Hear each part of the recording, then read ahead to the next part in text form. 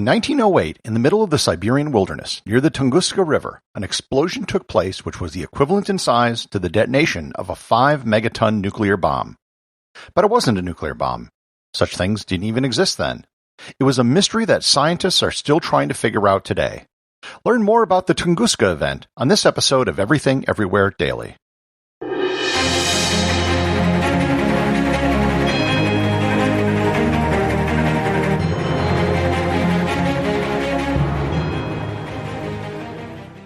Need to satisfy a hungry mind? Every week, Your Brain on Facts brings you science. Why does mint feel cold? History. King Charles II of Spain was so inbred, his family didn't bother educating him. Music.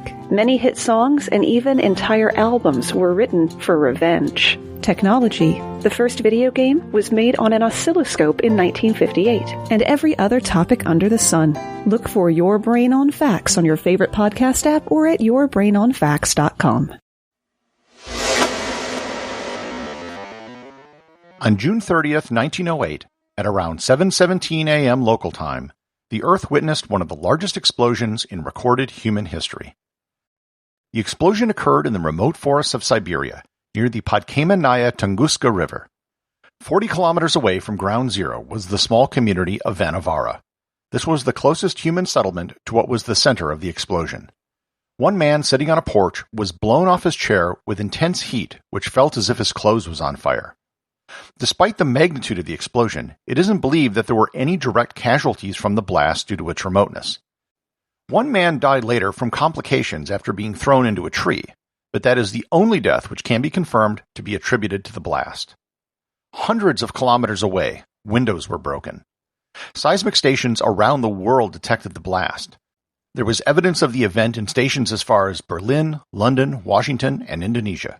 For the next 2 nights, there was a glow reported in Europe and Asia, which was bright enough to take photos. For something so major and so important, you'd think that scientists from all over the world would swarm into the area to find out what happened. That, however, is not what happened. There was nothing. No research teams, no scientific explanations, zero. Russia had its own issues at the time, and getting to the middle of nowhere in Siberia wasn't easy. It wasn't until 13 years after the event that the first researcher bothered to visit. A geologist named Leonid Kulik visited the region in 1921. During this trip, he didn't get to the central impact area, but he was able to see signs of the devastation over a decade after the event and was able to gather eyewitness testimony from the people who were there. It was enough to convince Kulik that this was the result of a meteor strike and that the Soviet government should fund another more substantial expedition to the region to search for fragments. In 1927, he returned with a larger team. They hired a team of indigenous hunters to take them to the impact zone. What they found was incredible. The explosion toppled an estimated 80 million trees over an area of 2,000 square kilometers. That is approximately the size of Luxembourg. While Luxembourg isn't a big country, it is huge for a blast area. The trees were all blown down in a radial pattern from the central impact zone. It was in the central impact zone where they found the biggest surprise of all. There was no crater. They expected to find a giant hole in the ground where the meteor hit. Such a thing didn't exist. Moreover, they couldn't find any traces of meteor metal anywhere. In the central zone, they found trees that were still standing and burnt, but oddly had all the branches and bark removed. They were like telephone poles. In the 1960s, photographs of the region showed that the area of felled trees had actually been the shape of a butterfly with 2 lobed regions. The mysteries of the site fueled speculation and theories for decades.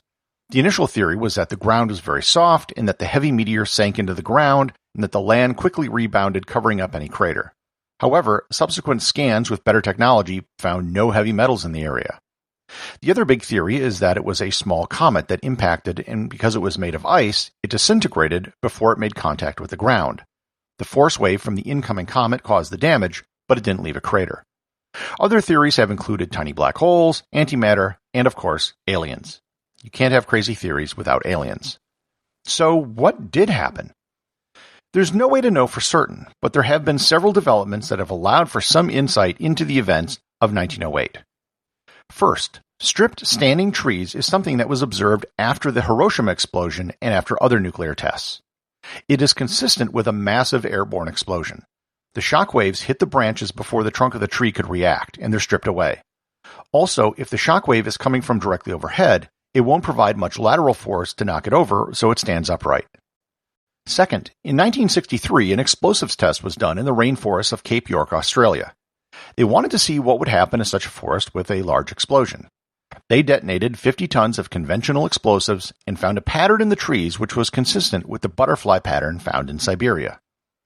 Third, another meteor impact in Russia, this time in 2013 outside the town of Chelyabinsk, was captured on video by dozens of cameras, and they were able to get measurements that helped determine what happened 105 years earlier. The Chelyabinsk event was only about 1/10 the size of the Tunguska event. You might have seen videos of this floating around the internet. If not, you can easily find them doing a quick search, and the footage is fascinating and frightening. Finally, with all of the above information, Russian researchers have been able to create a more accurate computer model to get a better idea of what happened and to come up with a theory that's consistent with all the known facts. In 2020, they released a theory that seems to check all of the boxes. Their theory is that it was a meteor, but it came into the Earth's atmosphere at a very shallow angle, which caused it to skip back into space. If you've ever watched Apollo 13 or another documentary on the space program, you might have heard them talk about how they have to re-enter the Earth's atmosphere at exactly the right angle. Too steep and they burn up, too shallow and they skip off into space. The Tunguska event, according to this theory, was a case of the latter. It came in shallow, enough to cause an enormous pressure wave in one direction, which caused the butterfly shape on the ground, but then skipped off out of the atmosphere, which is why there was never a crater.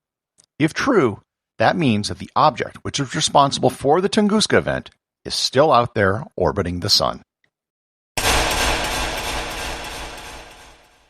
Executive producer of Everything Everywhere Daily is James Makala.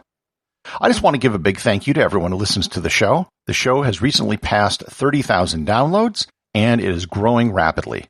The biggest day and week of downloads in the show's history was just this past week, and this wouldn't be possible without all of you.